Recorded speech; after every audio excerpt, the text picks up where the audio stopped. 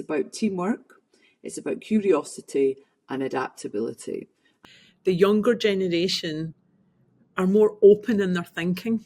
And maybe it is when you do get into your 50s, 60s and 70s that you start to become a bit more risk averse. Welcome to Unlocking Generational Success. This seems to be the theme that evolved from Gillian and I's conversations. Having come from a family business myself and running my own successful consultancy, and Gillian as a first-generation entrepreneur in her family business, we thought we would have a series of conversations around how to unlock your generational success in your business family. I'm Gillian. My business is 29 Studios. It's a creative marketing agency with a focus on design and technology. We're based in Scotland, founded in 2009 with my husband Kevin and my friend Lynn. And we service clients all over the world with content, realities, events and marketing services. Our daughter Caitlin joined the business a year later in 2010 and heads up our marketing services.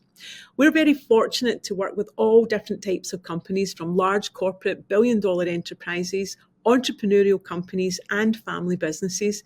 But this has led us to leverage real successful strategies across different customer segments and different sizes and add significant value to all our customers with our entrepreneurial approach. Thanks, Gillian. I'm Mary Mickle and I'm here to help your family business. As a fourth generation member of a business family, I understand, perhaps more than most, the challenges faced by business families during periods of transition.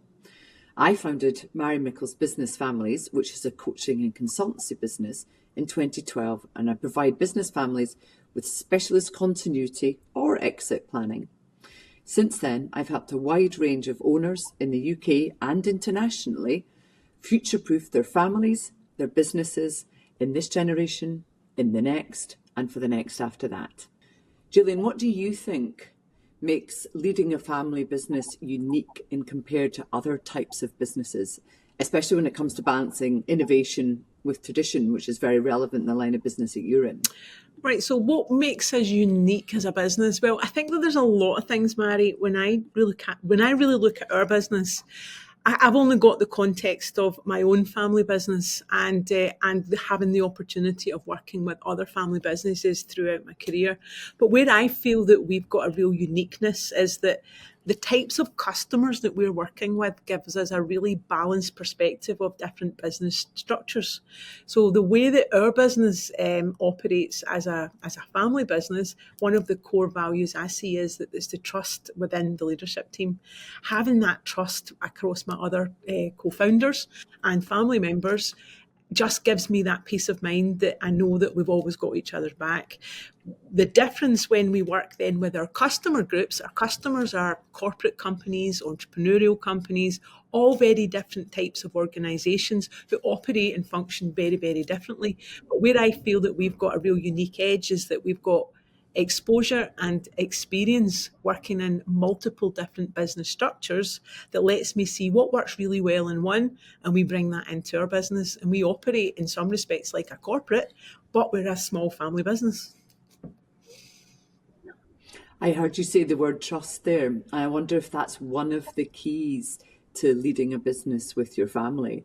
And I'm wondering what the other keys might be from what I see. And there's a thing called the Edelman Trust Barometer where they measure across all of the UK the different kinds of trust in businesses, and family business comes out top every single time.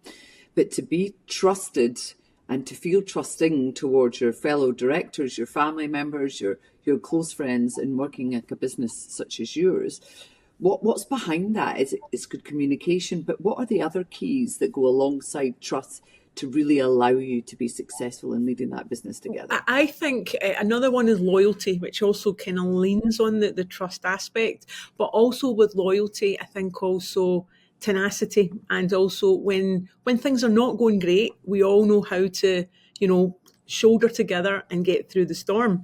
And that's something that is is very unique in a family business, because when it's your family business, this isn't just a job. This is everything. This is your livelihood. It's your life. It's absolutely everything. And I don't think a lot of businesses that don't have family inside that have that same level of respect and understanding of what the consequences are. And I think that's one of the things that is really obvious in our family business. I mean, we have had some incredible times in the business, but don't get me wrong, every business has challenging times. It's when you're in the challenging times that you really know that relationship is absolutely solid. And when I heard you use the word consequences there, and I think it's really, that can come as pressure. A lot of the clients that I work with, when I work with families and business together, they're feeling the pressure of working and leading a business with their family. There's too much family dynamics in the business meetings, or there's nowhere else that they can actually talk about family matters. They don't spend time as a family, so overspills. And I often find that pressure, unless you recognize it and confront the possible consequences, means that the family dynamics can derail the success of a business. How would you say you've tackled that in 29 Studios? I've had so many people say to me, how on earth do you manage to work with your husband day in, day out? And I think, again, it's down to loyalty, trust, respect, that we both have our own roles in the business. So where Kevin is really strong, where I'm really strong, we don't cross over. I support his decisions, he supports my decisions. But don't get me wrong, when you are in a family business and you are 24/7 in a family and in that same business, there will come points where, things start to get a little bit hot. But at the end of the day, we're in this with the same passion, the same commitment. We wanted to do this since we met on a blind date when we were 18. We wanted to run a business. So we knew that what we were getting into wasn't just a 3-year job. This was something that we were going to do for our lifetime. And you even said that to me when we were at the Family Business United conference. This is your life's work. And it actually resonated with Kevin. And when we walked home after that event, and he said, Mary said, this is your life's work, Kevin and Gillian. It has been. And being able to work together and understand our strengths and our weaknesses, and then have the complexity of our daughter being in the business and co-founding this with our friend, we've got very different dynamics. But I can't reiterate it enough. It's all down to trust and loyalty, because even working together for such a long period of time, having Lynn involved in the business, albeit Lynn's not a family member, but she feels like a family member. And I think that's where we've had such a great opportunity to build something that's pretty solid. So you talked about trust there, you talked about communication, and you also talked about roles. It sounds like you're much more appreciative, and I see this in all family businesses, if firstly, that the roles are clarified. And we'll come on to that, because I want to know about how Caitlin's role was clarified before she joined the business and how that's evolved and how you've supported that. But also you and Kevin have your own sets of value that you add to the business, and you're fully understanding of what you bring and appreciative of one another's roles. That's so important, particularly in husband and wife. And working alongside Lynn as well, that you each know what your lanes are. And yes, of course, you'll cross from time to time, but that's one of the things I say to my client families and business together. Be very specific about the roles that you have, and also be openly appreciative about what a good job the other person is doing. Just as in the home, it's just as important to look after the dynamic in the home. If you empty the dishwasher, if you've made dinner, if you've tidied the house, you would fully expect your partner to say, thanks very much. And that has to come into the workplace as well. Yeah, I think that's a really good point. And often you do take each other for granted. And that is something that I'm very aware of, that we don't take each other for granted, because you're right, when you do have that blend between what goes on in the workplace to versus what goes on at home, you are more respectful at home, but when you're in the workplace, you just sometimes, maybe I'm the bad one on the company, but sometimes I just expect. And then I have to stop and think, do you know what? They're doing an incredible job. And I'll say that. And I will always try and, recognise the efforts of my co-directors, because the business isn't just mine, it's all of our businesses. And we all want to make sure that we're all getting the benefit from the business. Where I just feel is that the having 4 of us in the company, it is about making sure that we've got clearly defined roles. And the clear defined roles, particularly in our company right now, because Kevin and I, we've got 3 generations. Kevin and I are in our 50s, Lynn's in her 40s, Caitlin's in her 30s. The 3 different generations all want something different. We all need something different out of the company, and we need to respect that. And even the skills that we bring to the company, whether we're creative, we are a creative agency. We're all creative, albeit some are more tactically creative than the others. And I'm very creative from a strategic standpoint, as is Caitlin. And Kevin and Lynn are very creative. Yes, they've got strategy, but they're very tactically, and they can output the most incredible solutions for our customers. But having the ability to know who does what and when, and how can you lean on the other when you're maybe feeling a wee bit swamped. We've got very clear defined roles, and I think that was something that we done maybe about 5 or 6 years ago, because we were all in some respects just, jumping in and out of different projects, helping each other. We thought, no, if we want to grow, and that's our goal right now, we're trying to grow the business, we have to have clear levels of responsibility. And I think that's been a big turning point for the company, because we all now know exactly what we're responsible for, and we're accountable for that. Yeah, and when you're talking there, all I'm thinking is teamwork. And I hear time and time again the 3 main points that help a business succeed over the long time. It was a book written by Dennis Jaffe, who's one of the founders of the family business field. This was about 100 years in business, which McTaggart and Mickle are turning in February. Wow. But it's just as appropriate for you guys. It's about teamwork, it's about curiosity and adaptability. And I think you've got all of those things in bucket loads. One of the things I always ask my clients when I go and start working with family businesses at the very beginning is, why are you in business together? What's the purpose of this business?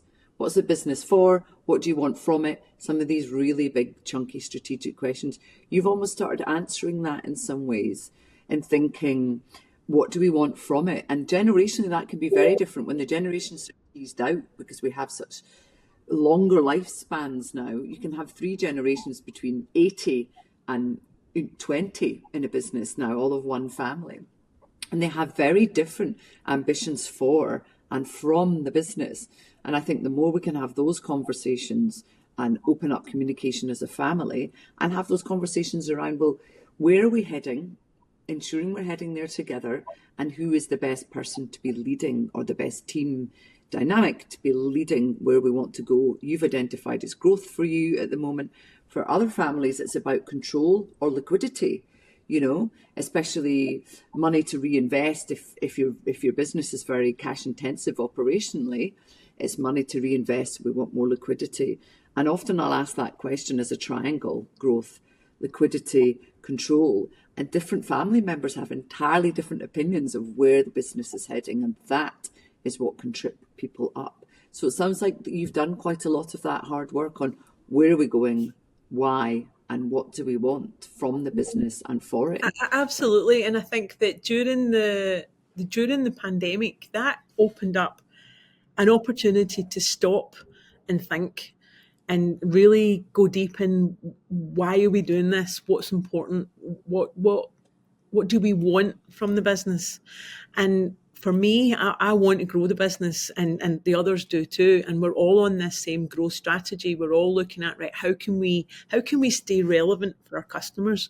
We're a very customer-centric business, and we've been very fortunate over the last probably 10 years to work with some incredible brands, and having the ability to see how they operate, and for us to have the opportunity to wrap our services around them. We've evolved because of the types of customers that we're working with, and it's gave us the opportunity in our business to all be on the same page.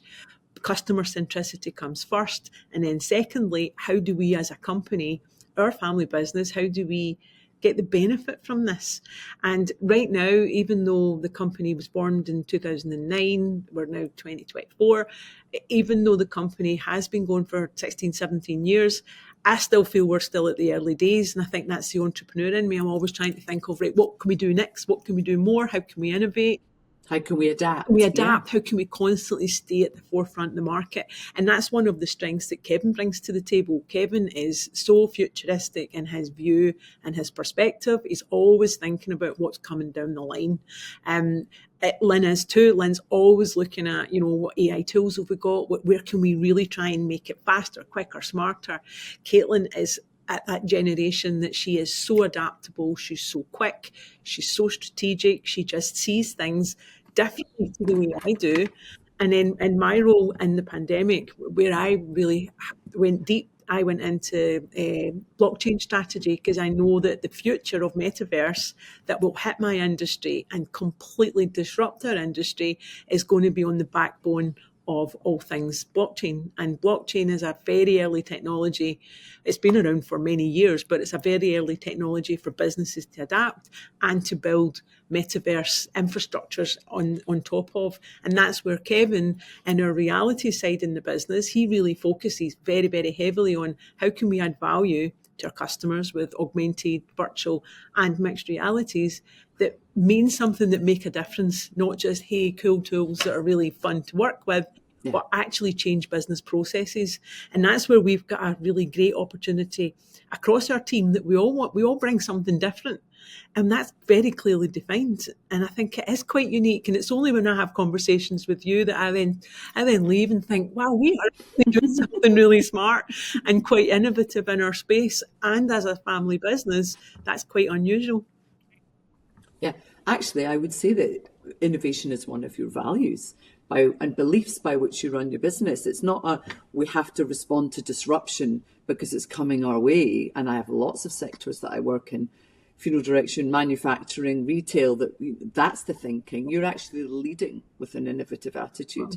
And when we define our beliefs in business, any kind of business, it means that we've got guiding principles. So when a decision comes along, does this fit in with our beliefs? Is it customer centric?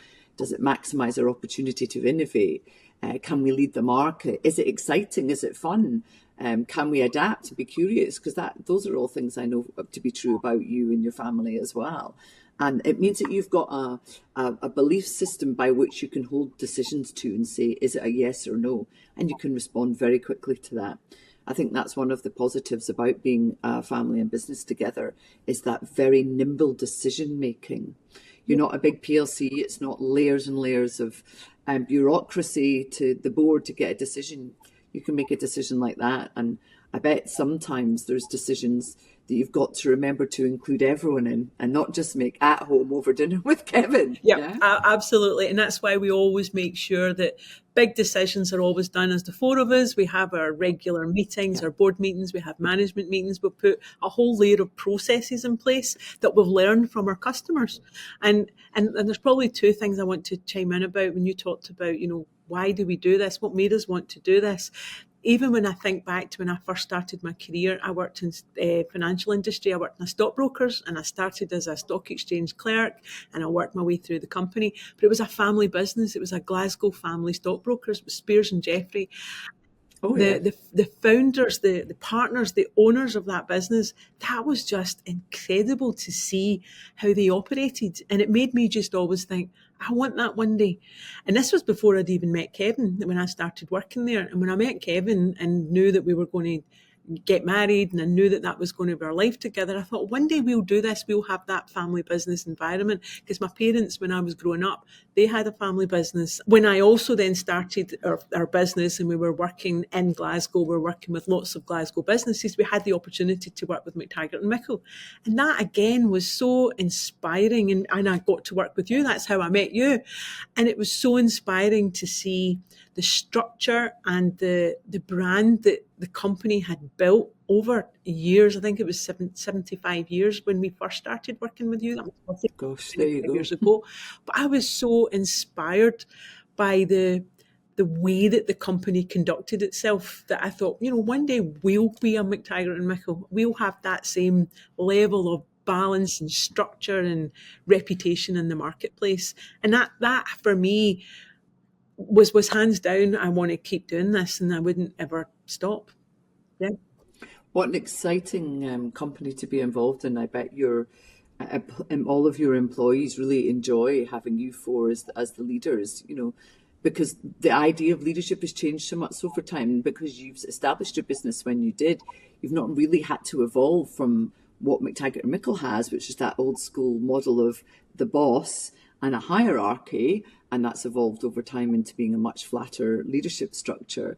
You guys have actually started in that footing of creating followers because you're so dynamic and so passionate about what you do, and you're so entrepreneurial. And I think that's excellent. Lots of families and business together. As I said, I'll use, for example, I've done quite a lot of work with funeral directors recently as an industry, and there's a lot of disruption happening in that sector. And of course, it's one of the biggest, serious, most emotionally loaded customer experiences you can ever have. You are the family of the deceased looking for a funeral director to help you give those final moments to the deceased person that you love. Yeah, those final moments of logistics, those final moments of end of life celebration. And so the trust has to be very, very high. Wow. So they are a great industry. They are a really successful, profitable industry. They've got a guaranteed supply. So, there's longevity, and that's why there's so many family businesses in that industry. But yet here come along the market disruptors selling online direct to cremation. Now that service is attractive to people. I don't want to have the middleman. I want to go straight to cremation. But actually, I've noticed that some of them are finding that very difficult to incorporate into their business model. And so when disruptors have come along, I'm using that as an example because I think if you're very clear about what your vision is, whether it's growth or liquidity or control or innovation, then actually it allows you to say, we've seen this idea over here. We think it's got traction. Let's look into this. Let's be curious about this. Let's learn how we can fit this into our business model and actually make it part of our offering. Some people are doing that very well. Others are just very slow to follow. And it's interesting. I'm looking forward to watching how that's going to play out over time for their industry. And that's a really interesting story because when you think of the funeral industry, you're right, it is at the most emotional time for a family to have to, bring in those services. But where I learned something, and it was at the Family Business United when Sarah came on and talked about the different needs of different generations, from the baby boomers right down to Gen Z, Gen Alpha. The young people that are coming into these industries will change it because because just now, when an older generation or an older member of the family is deceased, it's generally the 50s age group that are dealing with the funeral. But in 10, 15 years' time, when the kids that are right now 30 and 35 are in our age group, they will expect online services. They will expect to be able to deal with everything in their life at the fingertips on their smart devices or in their wearable headsets. So in one respect, I can see how that generational transition is driving change within industries, but I also think that our generation, my generation, sometimes gets a bit precious about that whole human contact when the younger generation don't really care. In a lot of ways, they don't even want to have phone calls. They just want to message. Yeah. But it'll change and it'll turn around again. But businesses need to adapt. And I think that's really insightful that the funeral industry is having that kind of dilemma. But the funeral companies that embrace that and give that option will absolutely excel. I can see that because of this generational shift that's happening. Yeah. Especially if they couple it with the very strong sense of customer first and the very delicate offering that they have. Absolutely. And I see that's where I often see tension presenting, because invariably where I get called into it with the family and business is if tension has risen. You think about the boiling frog analogy. I've been in this warm water. It's now really hot. I'm really uncomfortable. I'm in a bit of discomfort. I need somebody to help me get out of this. And often that's where I'm called in. Because something has just got too uncomfortable for the family to be able to handle alone without an impartial third person. And often it's it's about something pushing against the need for innovation, a need for a pivot, a decrease in profitability, a sudden death or family dynamics. It's external factors that push on either on the business and on the family and make it uncomfortable. And it's often my requirement to come in and try and open up that conversation and find out what's going on. And it's so often that intergenerational piece. I really want the business to continue in this direction because that's what I've known all my life and I'm really comfortable with. And the next generation saying, whether that's family members or not, saying, but actually there's an opportunity to go here. And if we just go down that route, the business is going to diminish. Families and business often have this challenge where intergenerationally, the gap between what an older generation thinks the business is about and the challenges that are facing them can be very different from what a next generation thinks. Next generation are often in that world, as you said, about the funeral directors of what else is it that we need to do to keep this business surviving into the future. And in some ways that brings you into the legacy conversation, because staying as is over time, no business has ever succeeded in that way. If you look at any business that's been successful over time, they are constantly innovating, even if it's just a tiny change. And so I hear this term all the time about shoes, about filling my shoes. Are they ready to fill my shoes? And actually what I physically ask people to do at that point is look down at their own shoes that they're wearing and say, are those the shoes that today's business world needs? And I've heard so many men, particularly in their 60s and 70s, say, actually, if the business needed shoes, to extend the metaphor, it would be trainers. And here's me wearing my brogues or, something that's, maybe regarded as slightly out of fashion of current requirements. So that's the way I use metaphors often to try and bring humour into what can be really tense situations. Families say, I want to continue in business with my family, but I know what's best. And the rising generation very gently often saying, we appreciate the many years of experience and hard work that you've put in, and they acknowledge that. But actually, we really need some trainers on our feet now because this is going to be tough. The tax environment's changing. The competitive landscape is changing. AI is disrupting what we're offering. So unless we keep on our toes, running fast, we're not going to manage to continue in business for the next generation behind us.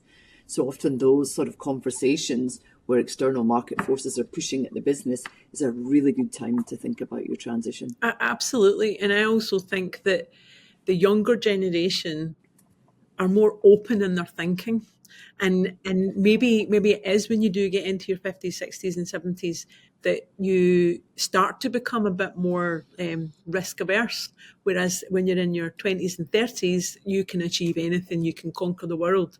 And I think that's just normal. But maybe in a family business, when you are at the helm, when you're the oldest, you're the most mature in the company, you sometimes, you also have to shoulder all the other elements of risk as well that you try to protect the others from.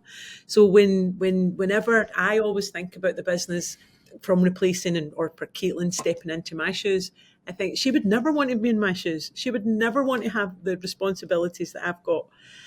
But at some respects, the value that Caitlin's bringing to the business is changing my mindset and it's changing my thinking. And right, this is the way I've always done it. This is the way I always want to drive forward. This is, I know best. This is what the customer needs. And Caitlin will say, well, what about looking at it this way?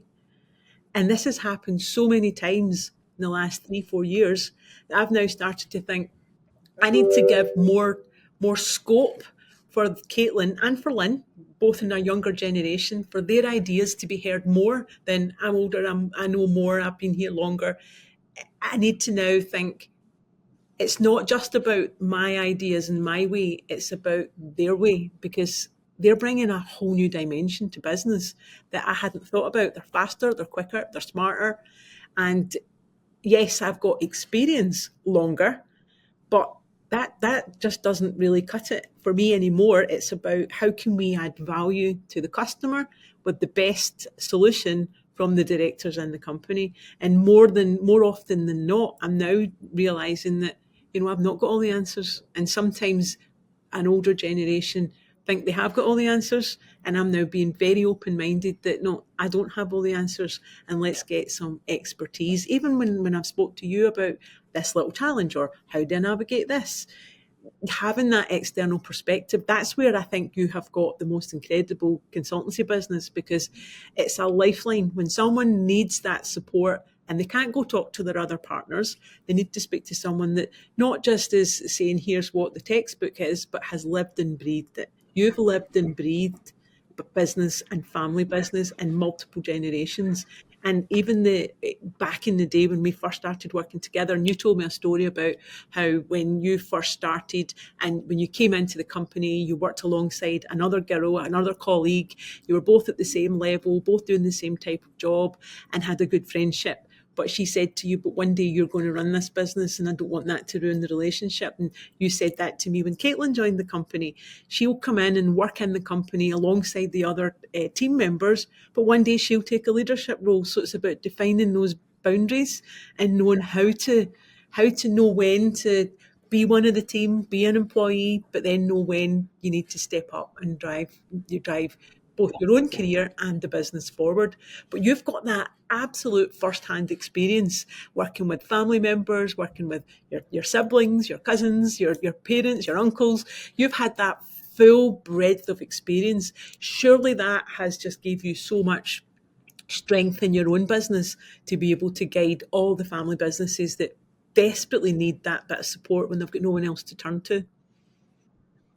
How I package that up and try and sort of commercialize that is I say to people, let me walk round the corner with you. We don't know what's round the corner, but I've walked round that corner with my own family and so many other family business owners that I have a pretty good insight of what it's going to look like and what hurdles and obstacles and challenges and opportunities we're going to find. So let's walk around that corner together. A couple of points from what you said there ticked off things in my mind. One, the most challenging thing I'm finding in regards leadership particularly is about acknowledging the older generation's lifetime of hard work and allowing them to feel that acknowledgement in a way that it lets them sort of step aside into something that's equally meaningful, but actually allows leadership to be driven by the rising generation, whether that's a family member or an external CEO, doesn't really matter. But I do think that as the baby boomers come up to that age between sort of late 70s, and this includes my dad, who was the first family member to leave alive, of which I'm very proud from our family business, there was challenges in lockdown with that age group. But actually what I'm seeing now in business at the age that a lot of the baby boomers are coming up to is where they are still clasping tightly to leadership. Things are becoming increasingly mentally challenging. Let me give you an example of that. There's often a conflation between leadership and ownership. So you and I have talked about leadership and ownership. So leading a family business is one thing, but often what happens is the rising generation get to a certain age and they say, I want skin in the game. Partly to do with the risk appetite maturing, but also partly to do with thinking, I want more responsibility and accountability to the future of this business. And I want more recognition. That's in there. I might have a nice salary, but also I'd like some shares of my own. So there can be a conflation. We'll come on to talk about that a bit more later. People plan often more for the leadership transition and forget about the ownership transition in a business of your age, generation 1 to 2 particularly. I worked with a family business a few years ago. I did a little piece of work. I didn't do as much as I would have liked to because the older generation were in there. It was a dad. He was the second generation. So I was working with third generation around my age. Dad said, I'm going to the grave with these shares in my hands. Oh. And not only is that outrageously terrible planning IHT for your inheritance, particularly now the budget changes have come about, but also it really spoke to his children of, you'll never be good enough, you'll never be able to fill my shoes, you'll never be able to recognise the kind of acknowledgement I need from my lifetime of hard work.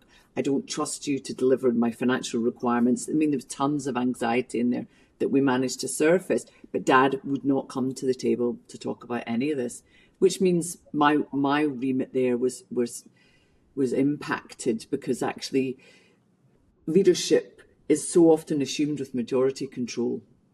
And if you have majority control through ownership and you're saying, oh, no, but you're the leader, really, at the end of the day, retaining majority control of a business and refusing to hand it over ownership-wise, while saying to somebody else you're the leader, is a very confusing tactic. So I always say to people, try to plan for leadership and ownership succession. Yes, ownership might not happen yet, but think about the triggers. When will they be ready? How will you define success? How will you reward them? How are you going to communicate that? Please make sure you talk to your rising generation, because I've seen in some families like a carrot dangling, and it always gets further away into the distance, and that rising generation never get there. I've coached and counselled many rising generation who've left their family businesses, and a little part of me finds that heartbreaking, because simply because the two generations can't come to the table to talk about what the ownership of the business is. Wow. And therefore control has been held on to too tightly. And I understand it. I do a lot of work with men and women in their 70s and 80s, actually, who really are struggling with finding meaning beyond the business. It's been their whole life's work. But unlike you and Kevin, it's been your life's work, but you've been really clear about what role you'd like Caitlin to have, and that Lynn is part of that equation in driving the business forward. Because you've been nimble and open and trusting enough to have that, you're securing the future legacy. You're securing the wealth of the business, its possibility for liquidity and reinvestment, the well-being of your employees. You're thinking about all that continuity across the horizon. If you never get to that conversation, people start getting itchy, people in senior roles. What's the future for me if I don't know what the ownership future is going to be?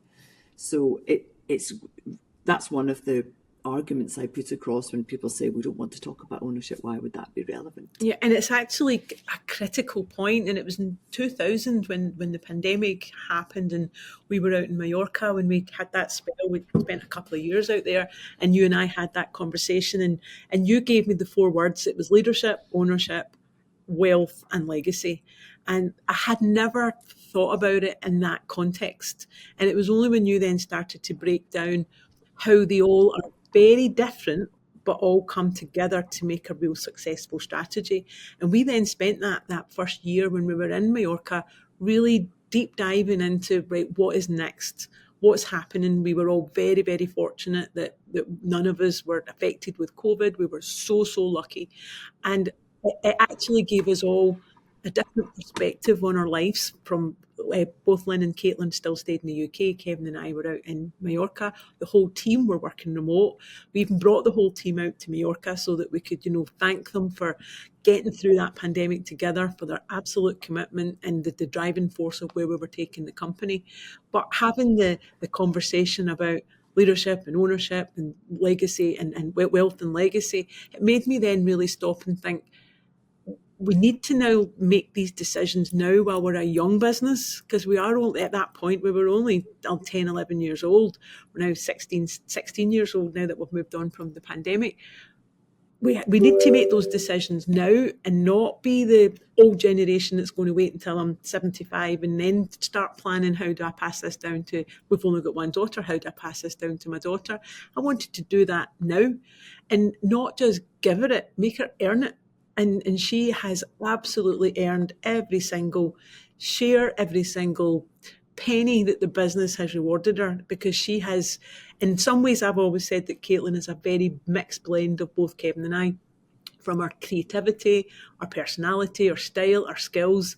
If I had her skills at 32 that she's got here, our business would be a completely different business. We would have been way further on than where I think we are. And that's not just the mum talking, it's from a strategic, she is an amazing individual in the company. And I've always felt, why wait until it's much later when she's much further before any transition of ownership comes in? I know we're kind of segueing from leadership to ownership, but for me, having that conversation about the difference, because you just automatically assume you start the business, you're the founder, you own it, you lead it, you run it, it's all yours. But that's not the case in a family business. You have to balance that, and you have to look at all the commitment that all 4 parties bring to the company.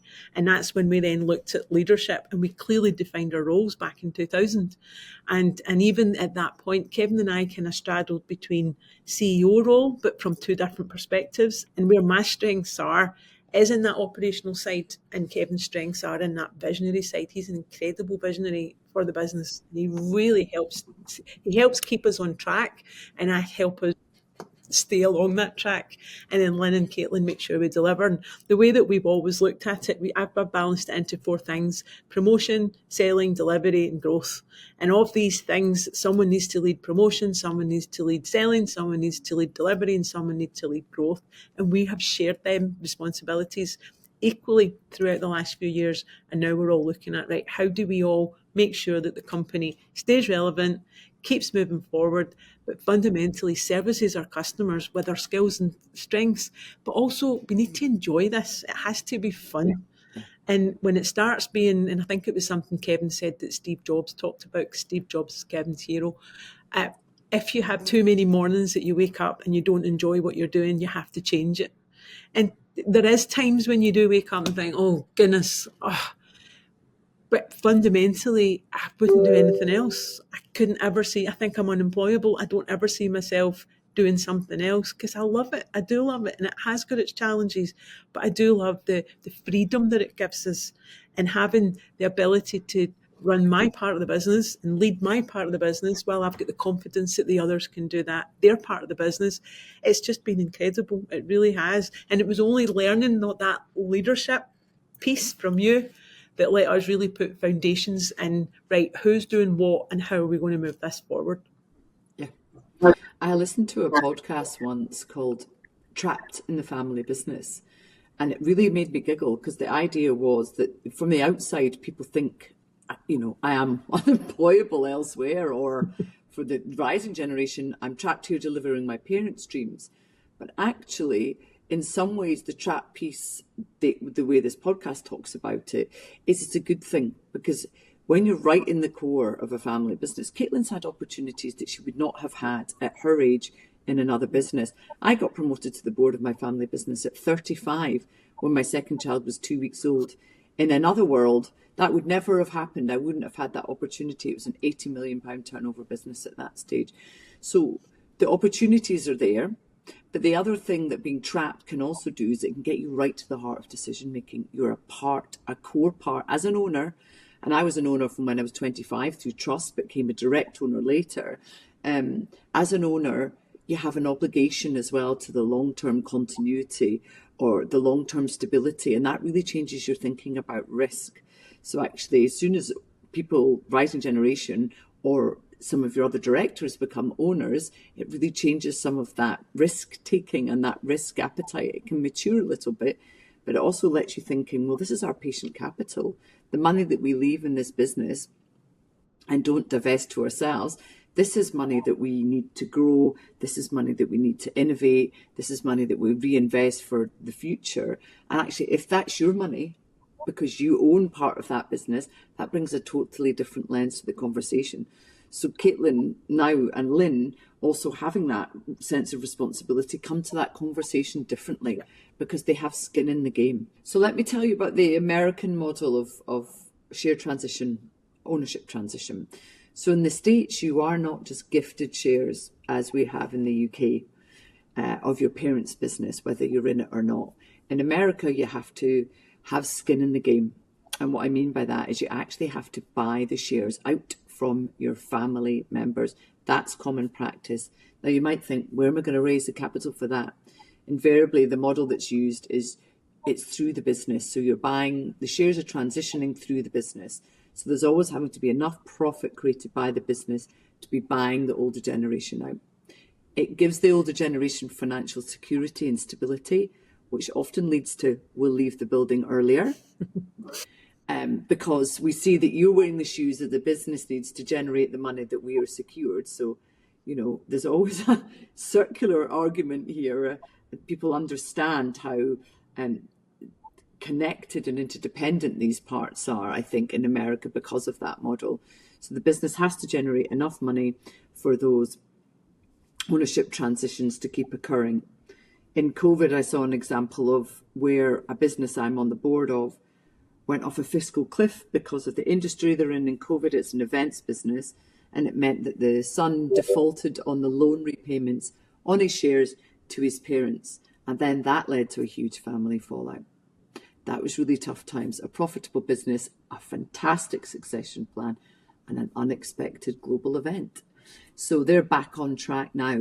But I would say that given the changes that the recent Labour budget brought out in regards the changes of business property relief and inheritance tax relief, the UK are going to have to start thinking a bit more creatively and strategically about different models for ownership succession, and having these conversations earlier like you guys have achieved. Because if leaving it to the last minute and hoping you live for 7 years after the transition of shares has occurred, which is our current model, if that's no longer working, and it won't under this new guidelines from April 26, then the conversation and the transition of shares has to happen earlier. And we have to get creative about that's going to happen. There'll be an influx of private equity into this scene. We'll give you the money. You can use that to de-risk the business and take some of the shareholders out and grow. That will happen. Some businesses, family businesses that have gone for a long time, will have to sell because their assets are so valuable that if a shareholder dies today, they can't afford to pay their bill without selling the business because their children don't have that money. And the other thing that I think we'll see is more transitions of ownership happening earlier, which I'm very supportive of. So we're trying to make a bit of noise in that space at the moment. Yeah. So there's a lot of changes afoot. It's become a really pointy issue, ownership transition right now. And I think that even from our perspective, I've always felt, and I think I've already touched on this, but I've always felt that if the rising generation, as you call them, if the rising generation are putting in the effort and all the legwork while they're running through the business, while you're still in that ownership part, it's the best possible time to reward them. If it's your family members who one day are going to take over the business, then why wait? Why wait till the end? Give them the incentive, because you're not just giving them the incentive, you're giving them all the risk as well. You're giving them all the headaches as well as all the good things and all the benefits of having ownership in that business. So for me, it was an absolute no-brainer. We have to do this transition earlier so that we don't have the tax headache in the future, or we have that challenge in the future when, if Caitlin didn't feel, it's not that we needed to incentivise her, with or without the shares, she would still work in the business, because it wasn't really Caitlin's motivation at that point in time. I just felt she deserved it, because she works really hard in the business, as equal as I do, as Lynn does, and as Kevin does. And she joined the company a year after we'd founded the company, straight out of college. So had Caitlin been out of college the year before, she would have been at the start as a co-founder. So I think it was a natural transition, but I just never gave it the importance until you had gave me that structure of leadership, ownership, legacy and wealth, that made me then realise these are two very different things that we need to address now, and it'll give a headache in the future. So if many businesses that you're advising, if they take that stance, if you're an owner and you've got kids in the business or family members in the business, do it now and let Mary help you, because you more than certainly you certainly helped us go through that transition. Thank you. And I think because you've been quite clear from the start, and also you're a younger business, you're quite clear that with responsibility comes control, comes reward. I think that older businesses, they sometimes have a mindset of protectionism, which I'd also totally understand. So, for example, in McTaggart and Mickle, we created governance structures to try and protect really the difference between the family and the business. And what I mean by that is we formed a family forum, which some people call a family council, or some people call a family assembly, or just a family meeting. And in that family council, we discuss what it's like to be owners together of this business, because there's about 25 owners now, from generation 3 to generation 5. I sit in the middle of generation 4. So the ages go from into the 80s to probably the youngest shareholder that attends at the moment is in her late 20s. So we've got all of these people around the table. Some have worked in the business, some have not. So we talk about what's it like to own the business together. What do we want for and from the business? And when you get further removed from the business as we are, you're all still in it. All the owners are in the business. They're all operational.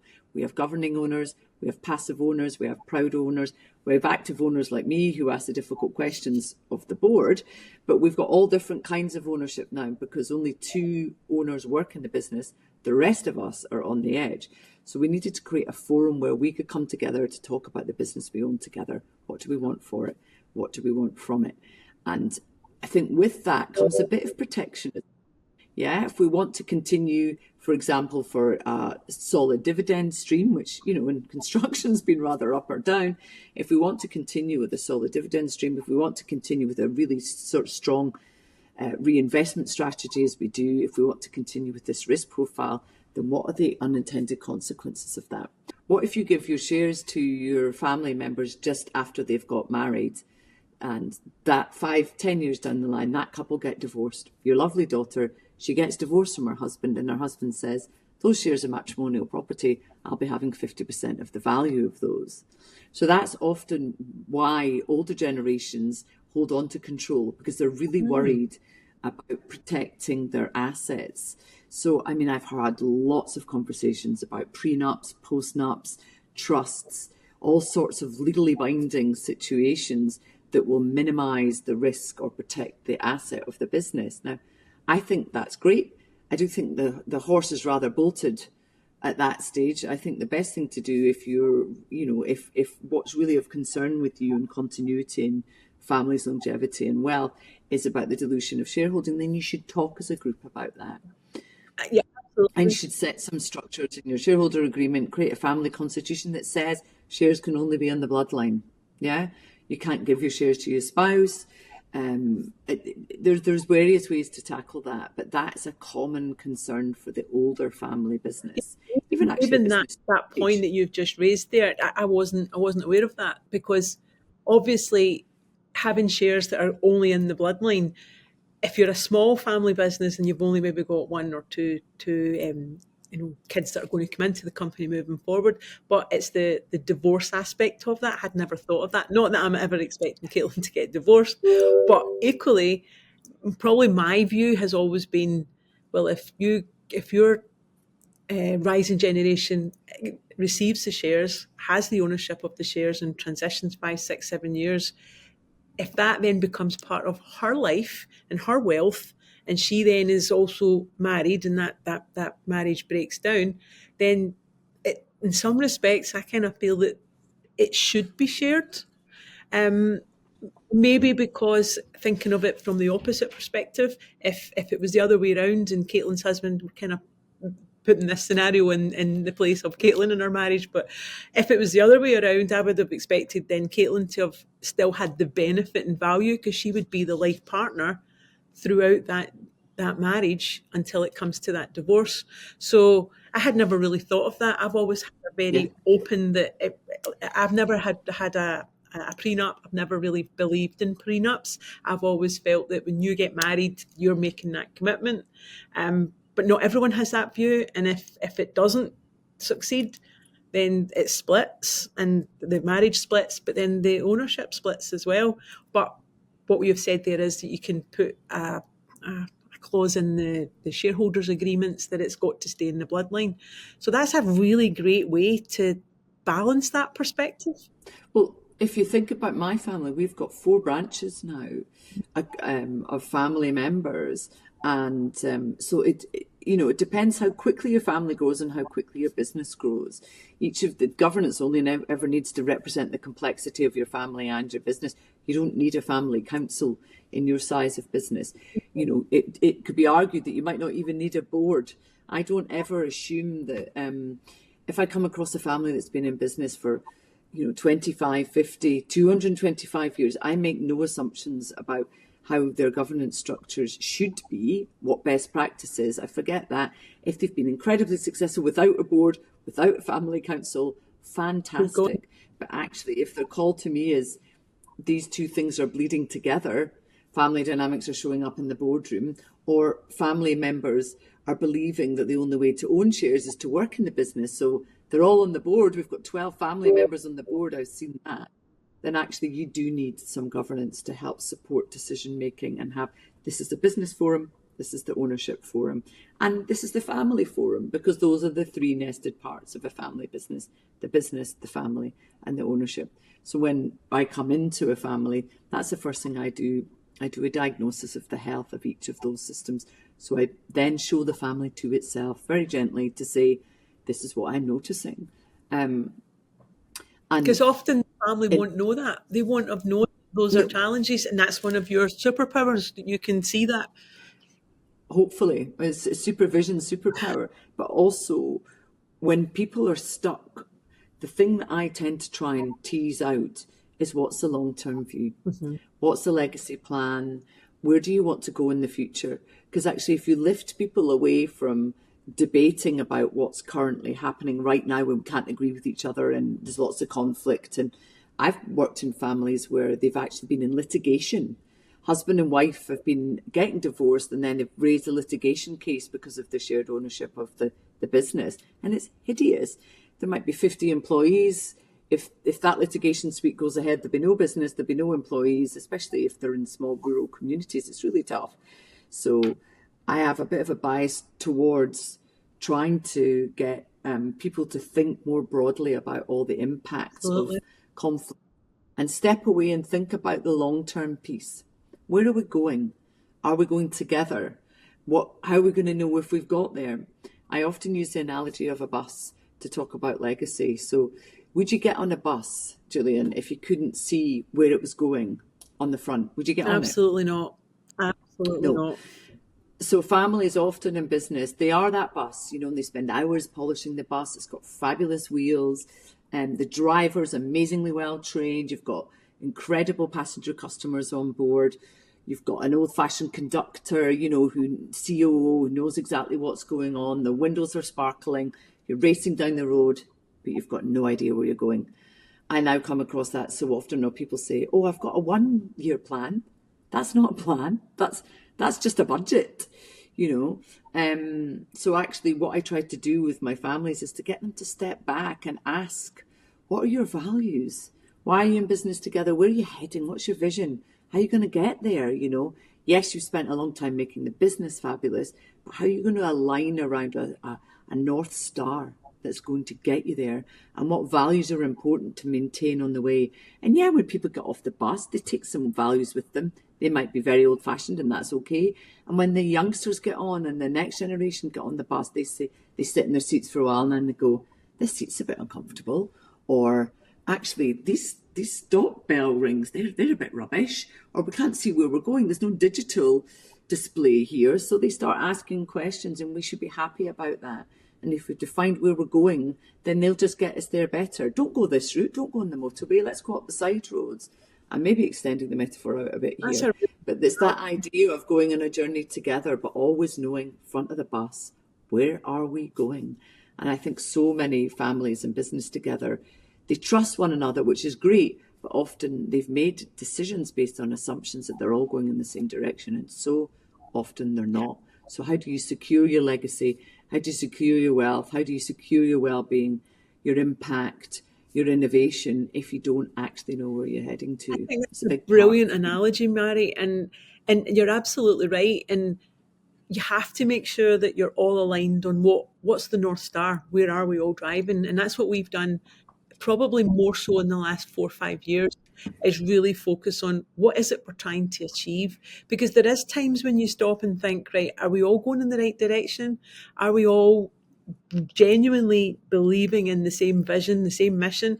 And because, and I can only speak for my own business, but because our industry is changing so much, we constantly have to stop and say, right, are we in the right direction? Can we continue on this path?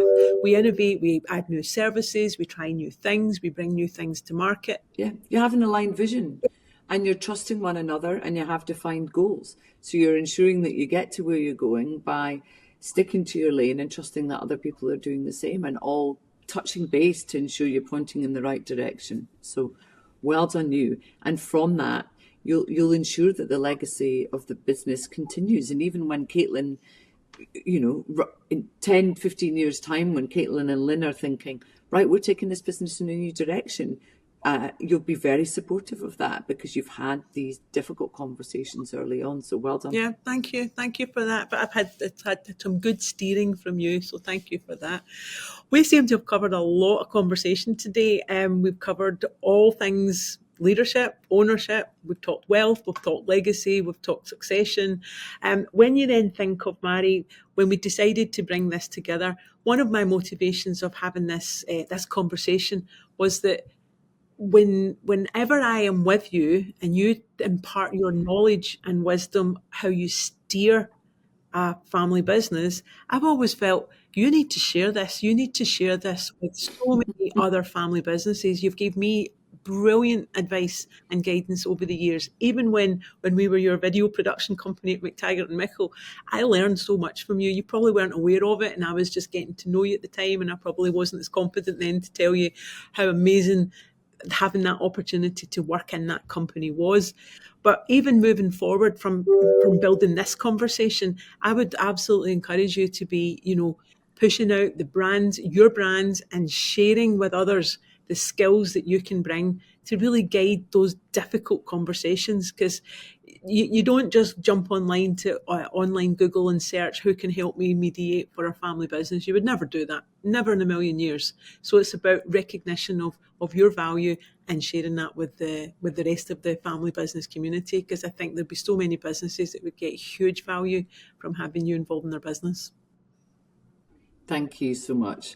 I think one of the benefits I've enjoyed about working with you is you're so entrepreneurial as well. And that's been exciting for me, because I think that's one of the values that comes soon. I think it's one of your guiding principles is adapting and innovating and being curious. And I think that's certainly on the side of your bus at 29 Studios, and that's who's getting on it. And, whoever over time, whoever's sitting in that driving seat will have that as part of their sort of central DNA of running your business. And I think that's so exciting. And I like to see more families in business adopting that entrepreneurial attitude, because that actually allows the next generation to be recognised. Different kinds of entrepreneurs. Founding entrepreneurs are so often, they're very comfortable with ambiguity. They take risks, but they want to put food on the table and money in the bank. That's their motivator.